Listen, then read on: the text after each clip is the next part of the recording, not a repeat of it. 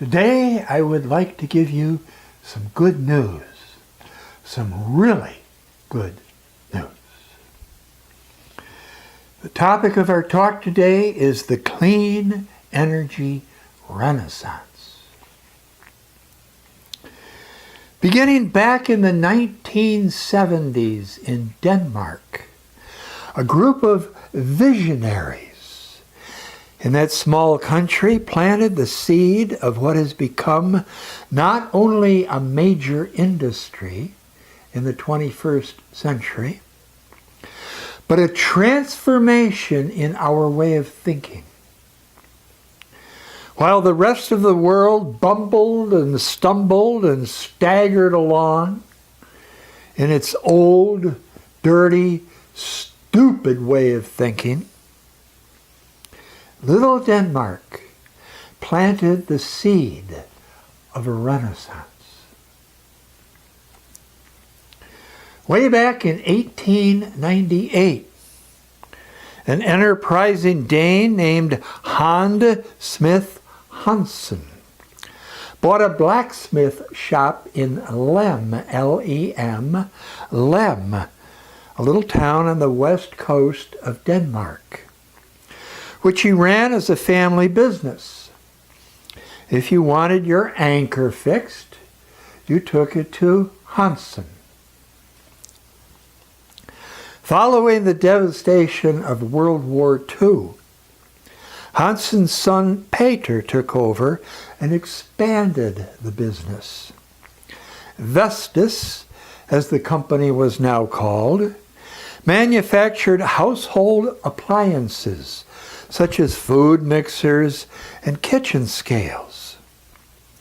In 1950, the company began to make agricultural equipment for local farmers. In 1956, Vestas built cooling units for refrigerated transportation. And in 1968, Vestas built hydraulic cranes. Then, during the 1970s, the ever-innovative Peder Hansen hired an engineer, Birger Madsen, who wanted to develop the technology that would turn power from the wind into electricity. Hansen also hired two inventors, Karl Erik Jørgensen and Henrik Stiesdal, who had developed a wind turbine with 3 blades, but did not have the money for commercial production. Careful to avoid ridicule from their customers, the team at Vestas developed their wind turbine in secret. Meanwhile, they sold kitchen appliances, farm plows, refrigeration units for transporting milk, and hydraulic cranes for trucks.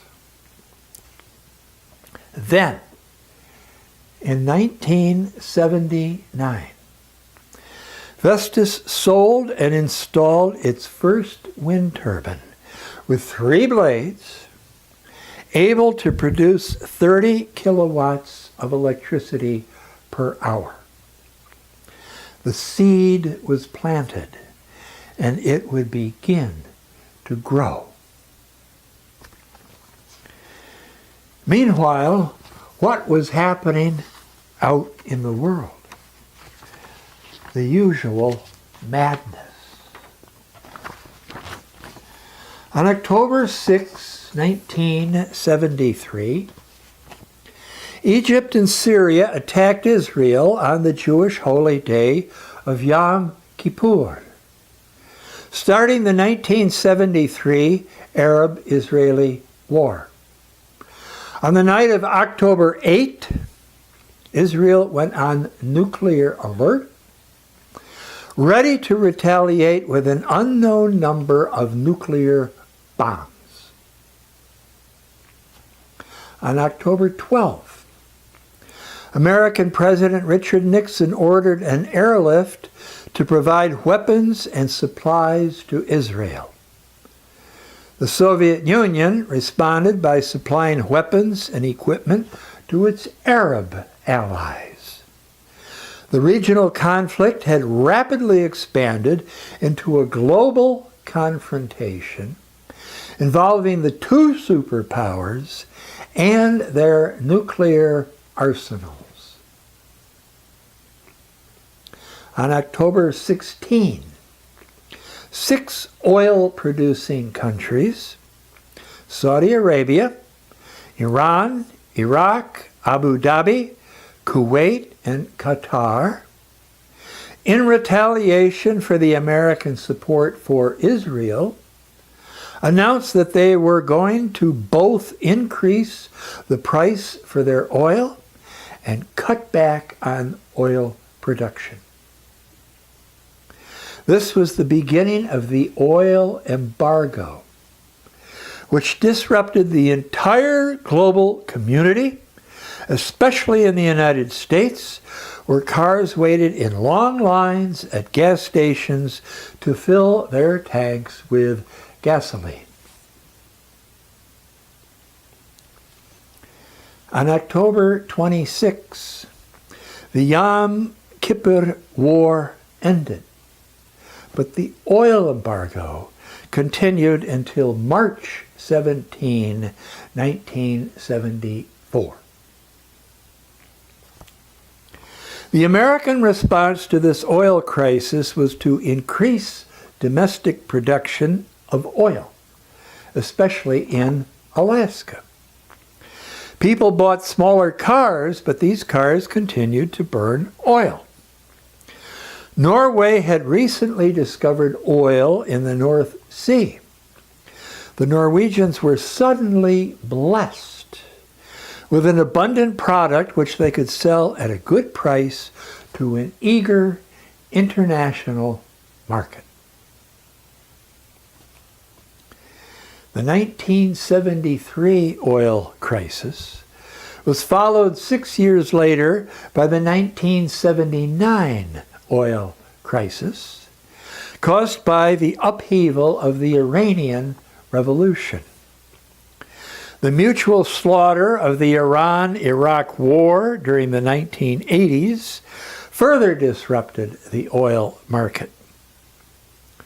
Despite its invasion of Afghanistan in 1979 and the 10 years of war that followed, the Soviet Union became the leading producer of oil in the world.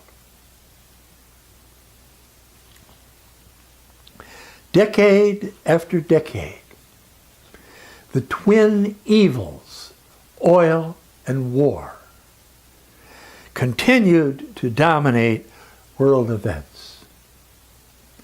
No one, except a few quiet Danes, designing wind turbine blades and gearboxes in their factories by the windy Atlantic, seemed to see a need for doing things any differently.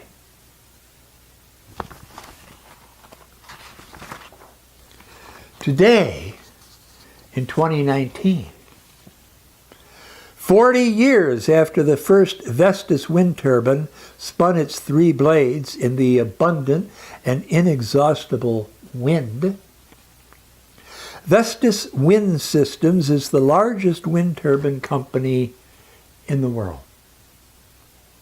Vestas operates manufacturing plants which provide thousands of jobs in Denmark, Germany, India, Italy, Romania, the United Kingdom, Spain, Sweden, Norway, Australia, China, and the United States. Vestas employs 24,400 people around the world.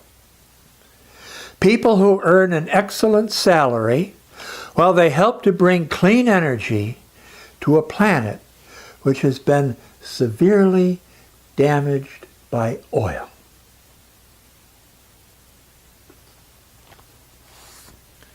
On February 10, 2019, 21.6% of Europe's electricity was produced by wind turbines, both onshore and offshore. 21.6% of Europe's electricity came from the wind on that day. Valiant Denmark produced 104% of the electricity which she needs, a surplus of 4%, which she sold to her neighbors for a profit. Germany produced 66% of its electricity on that day from the wind. 2/3 of the electricity that Germany needed on that day came from the wind. This is in February 2019. The Netherlands produced 33%, 1/3.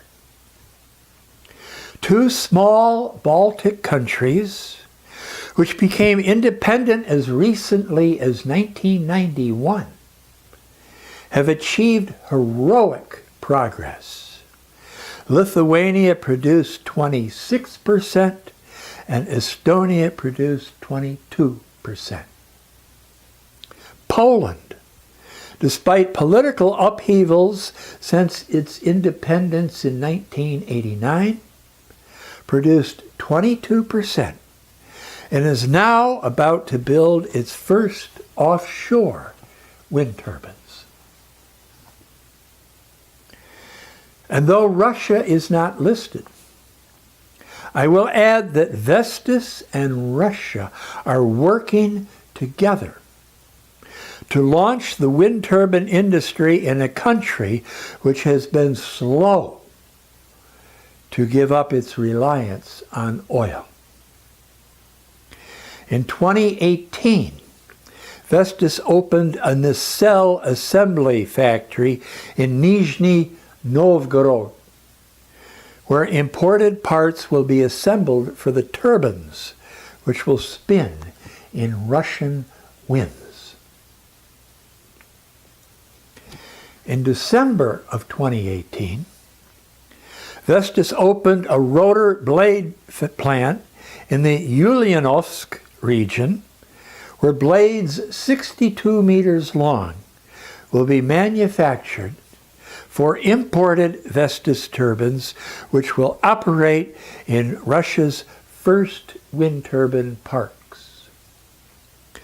The contract specifies that turbines must include, quote, 65% local content, parts built in Russia, which encourages the Russian manufacture of wind turbine components. The factory is 51% owned by Vestas and 49% by Russian partners. From a certain perspective, one could conclude that visionary Denmark won the Cold War.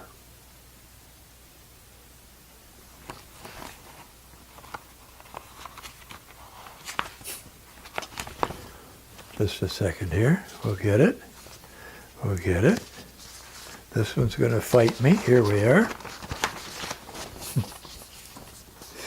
Young people of the world, you, wonderful, wonderful you.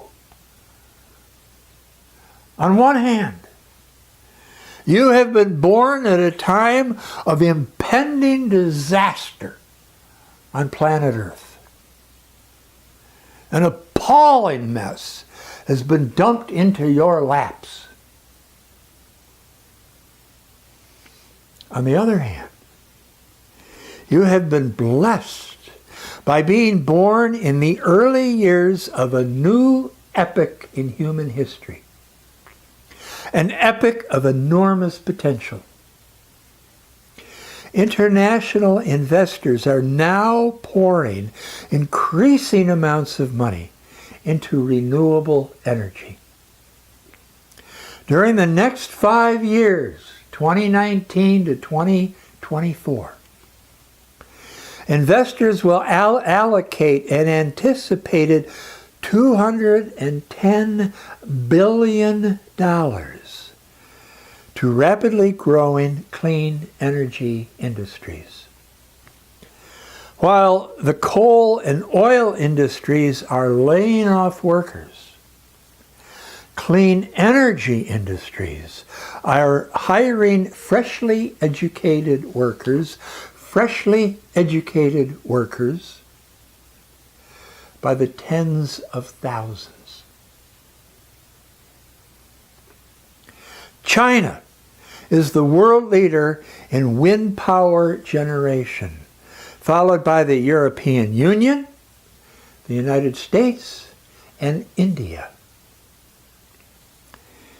Even industry experts have been amazed at how rapidly the price of wind and solar energy, the prices of wind and solar energy have dropped during the past 2 decades, making them competitive with coal and oil.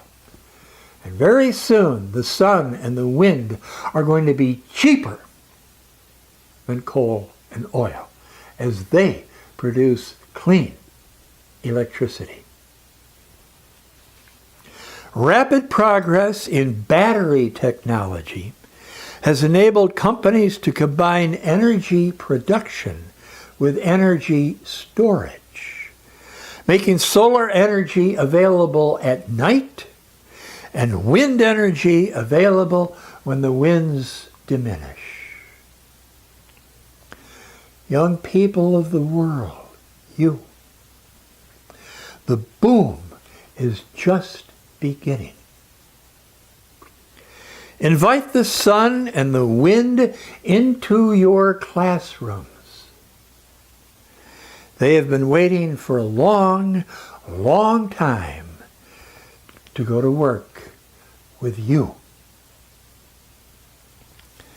Thank you.